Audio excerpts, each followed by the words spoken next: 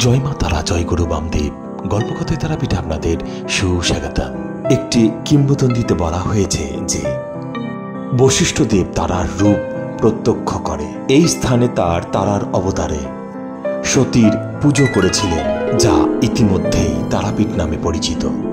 একটি স্থানীয় কাহিনীতে বলা হয়েছে যে শিব বিশ্বজগৎকে রক্ষা করার জন্য বিষ পান করেছিলেন এবং সতী তার তারার রূপ ধরে মহাদেব অর্থাৎ শিবকে তার স্তন্যপান করান, যাতে মহাদেবের জ্বালা উপশম হয়।